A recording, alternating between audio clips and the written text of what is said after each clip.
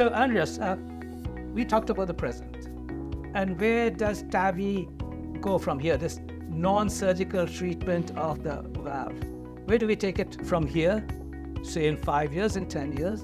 Where do you foresee this going? It's grown rapidly and exponentially over the last 10 to 15 years, based on evidence that it's grown exponentially across the world. Yeah. 100,000 plus 200, maybe 150,000 TAVIs are done every year across the world. So where do you see it going? That's a really interesting question, because in all the enthusiasm for the procedure, we haven't solved the very long-term problem, right? So we need valves that last forever.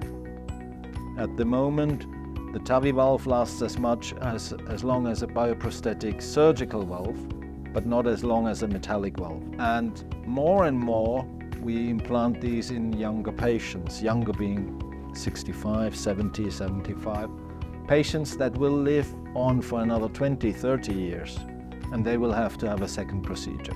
Right? So we need to find material that lasts forever. We need to find preparations that make the valve last forever. We need to have valves that we can replace.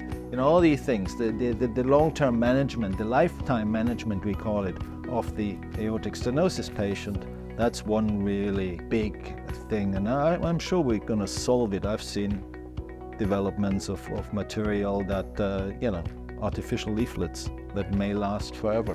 But that's hot off the press, and that's science at the moment. And then, of course, what is happening, all the other valves, the mitral valve, the tricuspid valve, we've got implant techniques for that, we've got clipping techniques to prevent them from leaking. I think there will be more and more interventional cardiology, a bit less surgery, but there is progress on all fields, and I'm sure in 10 years we'll look back at this and say, oh, just remember what we not be able to do then, and now we can. So yeah, I think it's a bright future. Very exciting area where non-surgical replacement of the aortic valve led into the whole arena of how can we non-surgically also treat the other valves of the heart and other structures of the heart as well. And I think many of the developments, fair to say, have been, in partnership with the surgeons, the cardiac surgeons. It's all together. It's a big move forward together in an area which is now a specialization in itself. So it is great talking to Professor Andreas Baumbach. Thank you for visiting us in India, Andreas. It was indeed a pleasure talking to you. Enlightening for all, wonderful for you to have us as a friend and partner in both development of science and technology and mentoring transcatheter aortic valve implantation therapy for India and across the world. Well, thanks for having me in India. I'm always, I feel very welcome.